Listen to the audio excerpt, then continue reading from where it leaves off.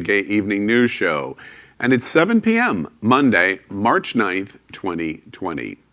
We open tonight with breaking Q news, the #1 story in the world, and it's not politics. Coronavirus crosses 100,000 cases worldwide, and there are so many related stories to coronavirus. We begin with this video package. Watch Worldwide, this. Cases of the coronavirus have surpassed 100,000, and a top health official warns we are at the beginning of the storm. In the U.S., more than 270 cases have been confirmed with at least 15 deaths. Moments ago, Vice President Pence said it still may be weeks before testing kits are broadly available. Where to begin with all of the talking points on coronavirus? As we speak live, the White House is doing a broadcast of a coronavirus update. We don't have all of the complete details because of coming on the air of Q News tonight.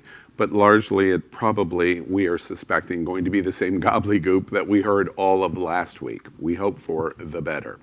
The Grand Princess cruise ship arrived in Oakland today with nearly 50 people now confirmed on the ship in isolation for the next 14 days and all 3,000 passengers.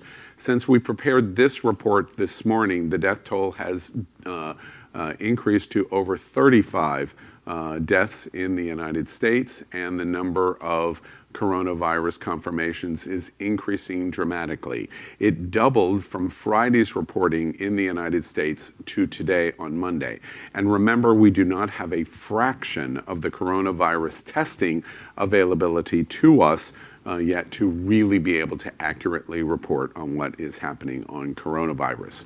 Before we open the conversation with our anchors, we remind you in terms of the preventative measures, we have it on the table to re-embrace the idea of hand sanitizer for both your hands, your mouth, and your nostrils, frequent hand washing, covering cough, and self-isolation if you have a fever or cold-like symptoms. So coronavirus, it is going everywhere. We're going to talk about the economic impact in one of our next segments, but what do y'all think about coronavirus? Well, as you just said, 35 deaths that we know of now, just in the United States alone, and the president is here in Florida, and he finds it more inclusive of his time to fundraise for his re-election campaign and to hold big rallies and make big speeches of promises made, but promises that have not been kept. Well, people are dying in this country. I think that coronavirus, unfortunately, we need to try to implement a contingency plan, as we saw today. Berkeley in California has shut down all their classes for this semester. They're all going online. I think that we're going to continue to see that across the country. But we need to have an administration that is able to put out facts as it pertains to science and what actually is happening with boots on the ground with the CDC, HHS, and other healthcare providers that are really ingrained in this disease.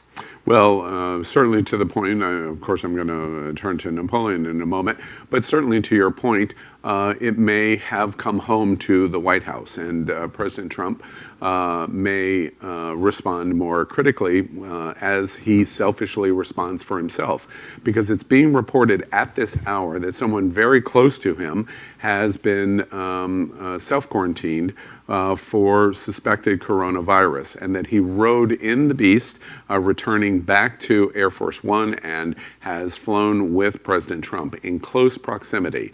So I can't help but wonder, 70-some-year-old President of the United States being potentially infected himself. And I wonder if that will create any change in President Trump's thinking or feeling about coronavirus. Yeah, it's interesting that the first thing that both of you talk about actually with coronavirus is the president. And I'm so far past that, I don't believe any single thing that he could say. I know that we had crises in 2001, obviously, with September 11th, 2008 with what was going on with the housing boom.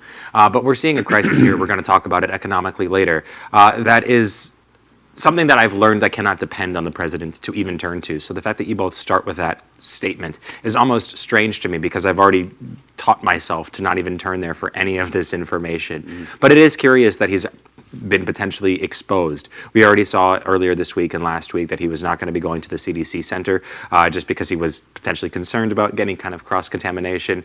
And obviously this is not something that you can just avoid. You have to deal with it on a national level. Maybe this will inspire him to do so. Some leading.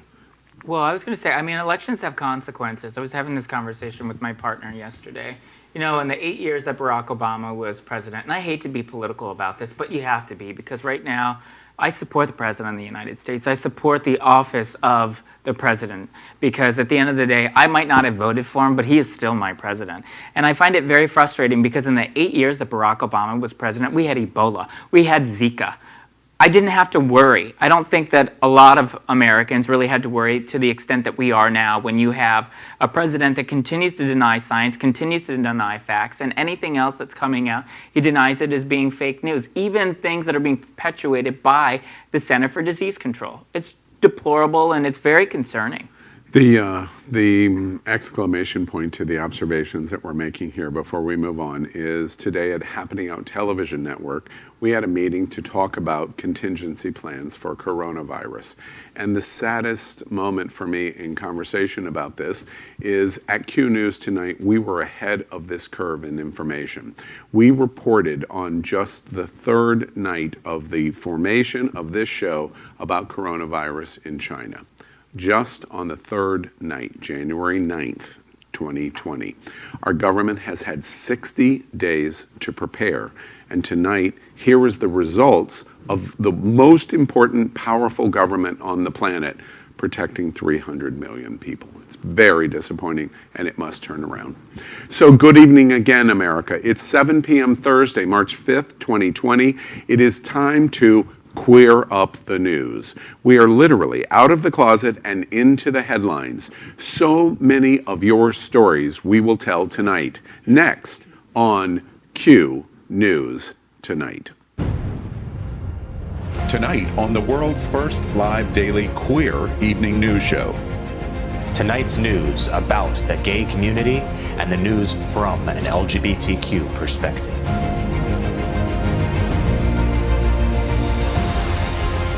Are our gay stories important to you? In headlines, politics, entertainment, gay culture, travel, religion, and more.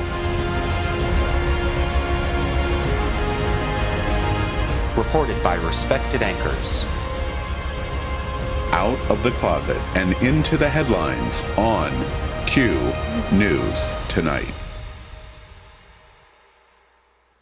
Well, welcome to Q News Tonight. We are live and unscripted, so anything can happen. Tonight we bring you the news of and a perspective from the LGBT community. I'm your anchor, Al Ferguson, and these are my co-anchors, Aaron Darr and Napoleon Plays. So let's cue up the news. Tonight we begin in queuing up the world by reporting on what happened at Wall Street today. The stock market is literally in free fall. Before we tell you the details and how it impacts the LGBT community, watch this. Of course, Becky, this is expected, but here we go. The numbers are already in free fall. That's right. Savannah, this morning we had been looking at the futures down by 5%. As you mentioned, that's limit down. That as far as they will allow the futures to trade down before the opening bell. But in the very first moments of trading here, you're seeing the stock market move well below that. Right now, it looks like the Dow is down by about 6.9%. This is some massive pressure. If you haven't looked at your 401k over the last couple of weeks, I wouldn't recommend doing it today because just over the last 2 weeks, we had already seen the markets down by about 12%, a little more than that. By the end of the day, the Dow fell over 2150 in points, which is one of the largest amounts since I think it was 2011. But when you go back to the significant factors of this, we're watching a lot of trades show that this is obviously not something that's going to stop today. We're going to watch this continue to happen. We saw with Super Tuesday a little bit of a spike, a big spike for the day, but this has continued to happen. And then now this is joined with the global oil market plunging. We're watching an oil war going on between Saudi Arabia, who has dropped their price per barrel of oil to almost $20, which is going to continue to lessen over the next few days. We're going to see gas prices drop significantly, but still the battle over this continue. So our economy is in some, it's easy to say extreme flux right now. Just about any indicator that you have to go by for this is showing that it is every day to day varying, jumping, dropping significantly. And that means that the rest of our economy, the rest of our globe and the rest of how we operate is unstable as an organization and as a community, as a government. Well, we're unstable as a country right now. I really do believe, and I equate this back to Barack Obama. It's preparedness and having that contingency plan in place to deal with this pandemic that eventually will be just that, a pandemic that will continue to spread. You know, Zika, Ebola, 8 years, Barack Obama. This was not happening with that because we trusted our leadership, regardless of who you voted for in either election with Barack Obama, that he was able to listen to people and work with them collectively to put a contingency plan in place. And he did. That's not happening with this administration, and I think you're going to continue to see the Dow drop as long as Donald Trump is president and as long as there's a threat of coronavirus. It's not all terrible news. I agree with everything you just said, but it's not all terrible news. This afternoon, economic advisors met at the White House to create an emergency economic plan. And one of the principal things that is being discussed is to be able to, for those that are in self-isolation and suspecting that they have contracted coronavirus or confirmed that they have contracted coronavirus, to provide them economic relief from their job. And that is a really positive step to encourage people not to lie about their status, and also to be able to not be significantly economically impacted by their transaction. So the government is considering that this afternoon because so many industries, especially travel, airlines, cruise lines, travel, tour operators, travel agencies, etc., and other related fields are going to be dramatically affected by the news of today and the crash and the significant decline of Wall Street. Yeah, perhaps that's the best way to quarantine, is just to entice people to not have to need to survive outside of it, to fear how they're going to do so. Moving forward, we want to know, obviously there's a lot going on in the world. We want to hear about every voice. We want to hear about every voice that's going through something, through one of these major crises. But we also want to hear about the good things, and we want to hear from the LGBT community. And we want to know, are LGBT voices important to you? Can the news of the world have a gay community perspective? If you, like us, think the answer is a resounding yes, then like and subscribe to Q News Tonight on YouTube and on Facebook. Do our gay cultural stories impact you, your friends, and your family? Start a watch party. Get your circle involved in our conversation as it supports the gay community. We continue to queue up tonight, Vote 2020, and we're reporting that Donald Trump's campaign thinks Joe Biden is pretty much just the same as Bernie Sanders. Basically a summary of both leading contenders and, of course, the primaries tomorrow. Before we discuss that, watch this. Just last week, Joe Biden lagged behind his rivals in fundraising and advertising. 48 hours out from the next set of primaries, his campaign says he raised $22 million in 5 days, launching his biggest ad buy yet, and now netting another key endorsement from a former rival, Senator Kamala Harris, backing Biden. With a burst of new momentum, Joe Biden on the campaign trail in Missouri, turning out some of his largest crowds this election cycle. So as our viewers just saw, Joe Mentum is real. And let the headline of this story really be that Donald Trump is pissing himself. He is absolutely terrified at the prospect of facing Vice President Biden on November 3rd, 2020, because nominating somebody like Joe Biden will ensure that we put states like Pennsylvania, Wisconsin, and Michigan into play. These are states that Donald Trump overwhelmingly won in comparison to Secretary Clinton, and really being able to build coalitions even with Democrats as a Republican. And Joe Biden is able to do that. Joe Biden is actually leading in these key 3 swing states, even in North Carolina, and that travels down ballot because we're going to be able to take back hopefully some Senate seats, even in a state like Arizona, which I can't even tell you the last time that state actually voted for a Democrat. So really let this be that Donald Trump is very terrified, if you will, of not just Senator Sanders, but what's going on right now in this Democratic primary. We're unified. Let's take a moment to talk about the primaries tomorrow. What do you, you're our political expert here as an anchor at Q News. What do you think is important for us to watch tomorrow? Well, I think it's going to be an interesting night tomorrow. I mean, we have 114 delegates. The big prize tomorrow is going to be Michigan. And Bernie Sanders really pulled out a win there over Secretary Clinton in 2016. And a poll today has shown that Joe Biden is up by 24 points over Senator Sanders. I actually expect it to be even more significant. I mean, I was with former Secretary of State John Kerry today here in Fort Lauderdale, as well as Frank Biden, who's the brother of Vice President Biden, at the office opening for Fort Lauderdale for Vice President Biden's presidential campaign. And I haven't seen this since 2008. I have no doubt in my mind, not just because of coronavirus, but I think people are exhausted. People want to return to normalcy. I have no doubt in my mind that Joe Biden is going to be elected the next president of the United States. So, and as this continues to play out, Q News Tonight is, of course, going to be here every single step of the way covering this, especially with tomorrow's very important primaries, because Q News Tonight is part of the Happening Out television network. We are the Daily News. But you can also watch the best of entertainment live every Monday night at 8 p.m. on HAPPENING.Fun. We are also part of the most popular live gay TV show in the world every Wednesday night at 8 p.m. on It's Happening Out. It's a talk show like television's The View, with a whole lot of gay people. Absolutely. We continue tonight at Q News with Queuing Up Entertainment. We talk about a little bit of entertainment to report The Last of Us TV show on HBO will feature a gay character. Before we report that, watch this. HBO. According to The Hollywood Reporter, Druckmann will be involved in the creation of the HBO series. That's a rarity for video game adaptations, and probably the best fit for this one in particular, as the game creators aren't usually directly involved with the process. Druckmann and Mazin will write and produce the show, which IGN has learned will apparently replace the movie that was long in development. So long, I forgot it was happening. Bye-bye. Sony Pictures Television and PlayStation Productions will co-produce the series. PlayStation Productions is a new film and TV division that was established last year. It's also developing that Uncharted movie with Tom Holland and another TV series based on Twisted Metal. All right, I really want to make sure that I show the prominence of this story, because the video game industry is one of the, if not the fastest growing entertainment industry in America and therefore the world in terms of entertainment. And numerically, that is true. And what we're seeing here is one of the best games of the last decade, heralded by all sorts of different critics and people that play the game. 2013's The Last of Us.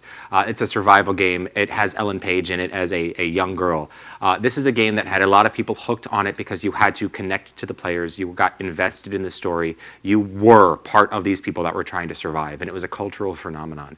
And now, what happened shortly thereafter was a level of DLC, which is content that they add afterward and people add to it. They announced that the character you're protecting the entire time is gay. So this person that you became a father figure, a mother figure, a paternal figure toward, a loving figure toward, becomes gay, and they announce that, and so you have to figure out as a person how you're going to deal with that. And so this is a game, it's been already announced that there's going to be a sequel. They've partied about it. I know I'm running on with it, but it's a really big deal because in the video game industry, they don't have gay characters, they don't have LGBT characters. And this is a game people loved first, and then they made the character gay. And they've concluded now that they're going to make that true to form in the actual entertainment form in the TV show, and that means that people that love this story are going to fall in love with the character and fall in love with the idea that you can be LGBT and human at the same time. It's interesting watching it. It actually kind of reminds me of, as a kid, of the Christmassy Budweiser commercials with the Clydesdales. When I say Clydesdales, with girls kissing. Well, yeah, well, minus that, but with the Clydesdales, and when I say Clydesdales, I'm not talking about Sarah Jessica Parker. So no, it's really interesting. I think this is great. Again, and it's another medium for LGBT people to be represented. Exactly. We continue tonight in Queuing Up the USA. Congressman Aaron Schock has come out as gay. Before we report on that, watch this. Former Congressman Aaron Schock opened up about his sexual orientation for the first time in an Instagram post. He wrote, "I am gay. For those who know me, and for many who only know of me, this will come as no surprise." Schock says he spent the past year telling his parents, siblings, and other close family and friends the news in person. The former Republican lawmaker served in the U.S. House representing Peoria from 2009 to 2015 and became a media magnet as the youngest member of Congress, a magazine cover boy, and the curator of an Instagram account that made him look like a globe-trotting action hero. What I had to share was unwelcome news to every single person in my family, out of the blue in some cases, and was met with sadness, disappointment, and unsympathetic citations to Scripture. I do hold out hope over time my family will come to accept me as I am. He wrote that his family is working toward acceptance, but some are still, quote, trying to sell me on conversion therapy. First off, why is his name got to be Aaron? Okay, why do we have to share the same name? So a lot of us might remember disgraced Congressman Aaron Schock from Illinois. He had actually resigned over misappropriation of government and campaign funds, using them to really fund his lavish lifestyle, going and meeting Katy Perry, going to Beyonce concerts, even creating an exact replica of his congressional office to look like that of a Downton Abbey set. He was indicted, of course, because the mishandling of the case. Eventually, the charges were dropped against him. But this isn't necessarily news. We've known for a very long time that Aaron is LGBT. I feel for him to a certain extent. As someone who was raised Baptist and told for a very short part of my life that I didn't belong, I feel for him. But you know, there was an article today on Pink News saying that we should be kinder to Aaron Schock, and you know, he says that if he was in Congress now, he would be there with us for LGBT rights. And I honestly, I just can't say that I believe that. I mean, I think Donald Trump has brought out the absolute worst in the Republican Party, and maybe there's some decency still there, but I wouldn't expect it to come from Aaron Schock. Well, first off, how could he have done all of these things? And let's not throw out gay stereotypes and not know that he was gay. That cover on Men's Health proved he was probably gay right from the moment he took. Or all those other comments. Right, exactly. Made. But stereotypes, like I will tell you, I'm kind of offended today, and the reason is because we needed him at critical times. Our community needed him at critical times, and he not only was not supportive, he was anti-LGBT. Extremely. 6 years he was in Congress. Yes, exactly. He was a significant voice against our community all of the time, knowing I'm living a lie for my community. So he gets no sympathy from me. Me either. He definitely gets sympathy from me. What you just said is very true. If he's going through something, it doesn't excuse anything that he's done, of course, but you have to look at this from a new perspective here. We talk about the community of the LGBT society very frequently, and I'm hoping that maybe this will be a revelation for him that he can't treat people that way. How can you open yourself up like that to other people and not want something better for them? And bottom line, if Aaron, let's just use his first name, if Aaron feels like what he said in Twitter and his postings today, work very hard for the community now. Do something for the community now. Don't be an international gay playboy. Do something for your community. Mm-hmm. Tonight we are broadcasting from our studio set in the middle of the World AIDS Museum and Education Center here in Wilton Manors and Fort Lauderdale, Florida. We joke we're coming from, look around the table, the gayest place on planet Earth. We also thank our set designer, Concepto Modern Living, here in Fort Lauderdale.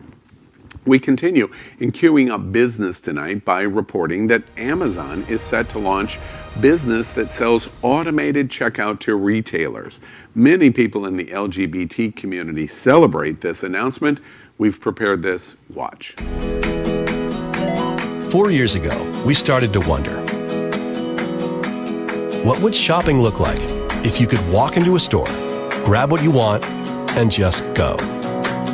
What if we could weave the most advanced machine learning, computer vision, and AI into the very fabric of a store so you never have to wait in line?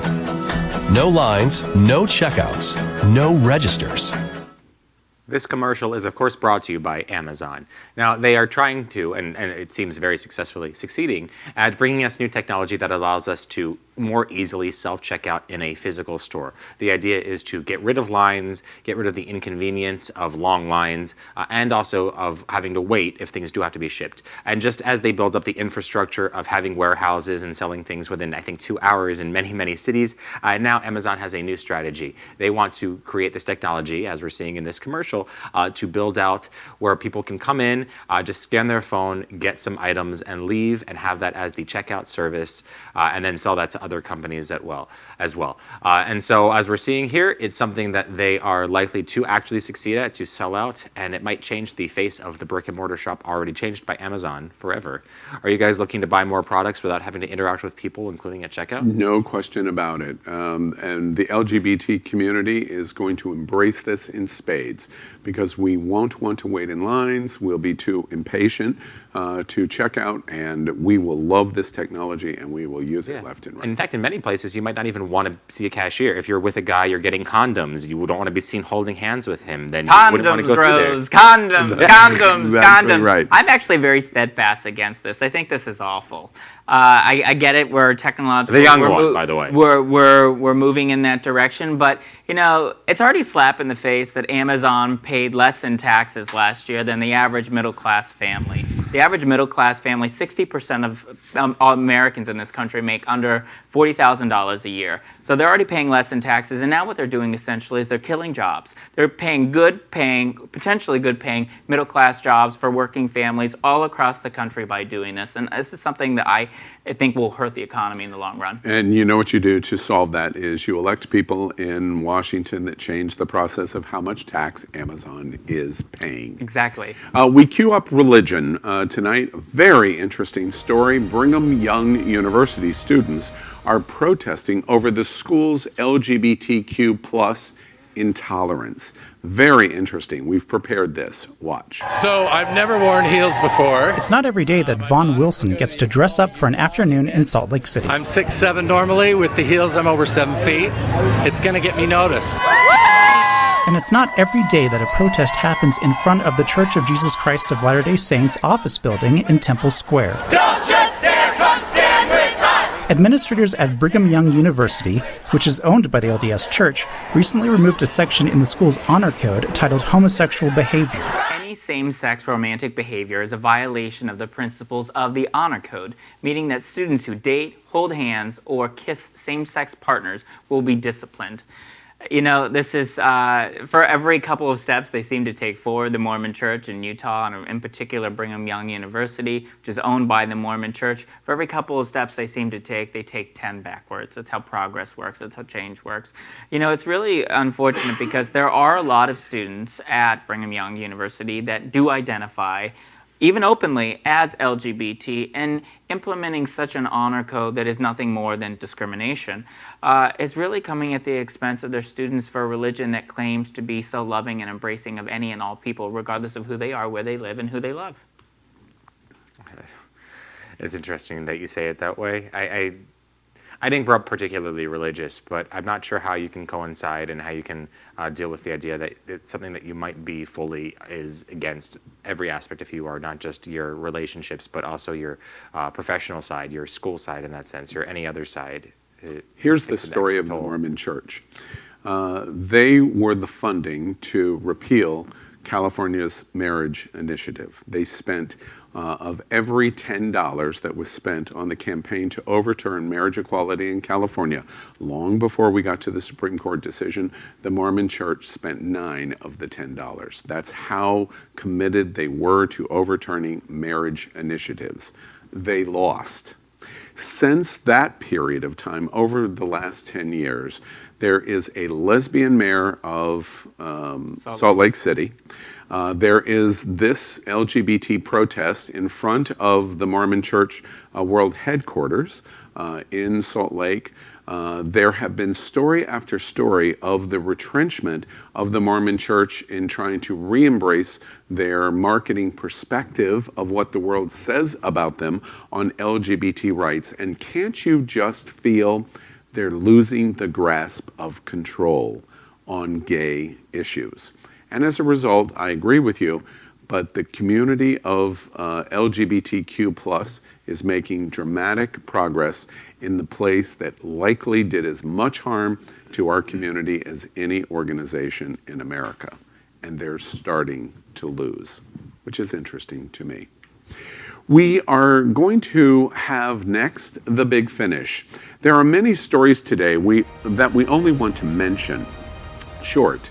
Let's see if Aaron and Napoleon and I can entertain each other as we have a lightning round on LGBT news of the day and news of the day with an LGBT perspective. If we talk too much, we're going to cut it right off. Gentlemen, we understand what we're doing here, right? Yes, ma'am. All right. And this is Q News Tonight, The Big Finish. Big Finish story number 1. Ted Cruz has entered self-quarantine because of coronavirus. That is absolutely fake news. Ted Cruz has been in public quarantine for many years. No one has wanted to be around him. You know, interestingly enough, I too actually have been self-quarantining myself from Ted Cruz for decades. Too, because I'm so young. Ted Cruz and self-quarantine. If you ask me, it's 8 years too late for the state of Texas. We have the big finish. A trans porn game, and I am reading an exact headline right now, hard-coded, is embracing lesbian tentacle sex. It smells fishy. And the entire community is wondering why Al gave up on men. Oh, that's brutal. 8 tentacles are better than 1, baby. And all I gotta say on Do they have 12? On the trans porn game is our trans activist Aaron Phoenix and our lesbian Chef Josie have a lot to talk about on It's Our Happening lesbian Out. blank. Do you think they'll serve these tentacles at Bubbles and Pearls? The big finish. Make 'em good. Janelle Monáe to headline New York City Pride in 2020. Oh, this is really exciting. Janelle Monáe is a part of our community, and hats off to her. Yeah, she really is a part of our community, and she's also been a part of a lot of not just LGBT headlines, but just entertainment headlines. And I'm really interested in seeing what she's going to perform next and why this is the big year for her. It seems odd to be the 51 and not 50. Yeah, my reaction is exactly the same. It's 51, it's not 50. The big finish. John Oliver talked about having sex with a horse. Yes, that's right. Don't be fooled. John Oliver talks about having sex with a horse. And spoiler alert, the horse's name was Sarah Jessica Parker. Twice in the day, man. And it's just, I don't know. I see this on Grindr every day. I'm not surprised when people want to have sex with a horse. I didn't know that John Oliver knew Rocco Steele, frankly. Or this story of John Oliver and having sex with a horse is still much less disturbing than the fact that Donald Trump has had sex at least 5 times in his life. I'm so glad I didn't go with my first joke. The big finish. Purim, the Jewish holiday, starts tonight. This is actually a really important holiday for the Jewish people because this was them essentially taking out an individual who was leader of the opposition in the Persian Empire, whose end-all goal was to kill any and all Jews. So it's celebrating that freedom. That's true, and that's just like every other holiday. So when Al asked me, how do we celebrate this holiday, I basically said we eat and do whatever we do for everything else because people just wanted to kill us, and yet we're still here. Yay. Purim to me seems like just another Jewish thing that older white guys don't care anything about, just like Bernie Sanders. The big finish. Happy 61st birthday to Barbie. Oh my gosh, I love this story. So yes, shout out to Al on this story because I mean, he totally had to have picked this. So yes, let's make this a little more specific because Barbie has been so many things. She's been an astronaut, she's been a teacher, she's been president. So yes, happy 61st birthday to Barbitulate Barbie, Al's favorite Barbie. Pillbox not included. And speaking of all of those very specific Barbies, I remind you all that Aaron is only 28 and he knows every single one of them and has them all in his home right now. Isn't that sad? It didn't make me gay, Mom, I promise. And I have to say, generally, in my shout out and salute to Barbie, she is much more human and much less plastic than half of my colleagues at Fox News. The big finish. On this day in 2019, President Obama ends restrictions on stem cell research. Oh, God, it's so beautiful. I remember when this happened because this was such an issue with George W. Bush when he was president. This is what you can get. You can get these wonderful things when you have a Democrat as president. No gay guy has ever needed to know the value of stem cell research because they've already put the cum on their face and know how much it dries it up and makes them look beautiful. Oh my goodness. Wow. And- I thought Sarah Jessica Parker was a little bit of a stretch tonight, but geez, that's a chemical peel that Kim Cattrall never won. Speaking of a stretch. This whole story reminds me of the fact that once you go black, you can't go back. We miss you, Mr. President. That is today's news for the LGBT community on the world's first daily gay evening news show. Remember, if it's important to the LGBT community, it's important to Q News Tonight. We are literally out of the closet and into the headlines. Last week, more than 100,000 of you watched us in YouTube. Thank you. And this is Q News Tonight.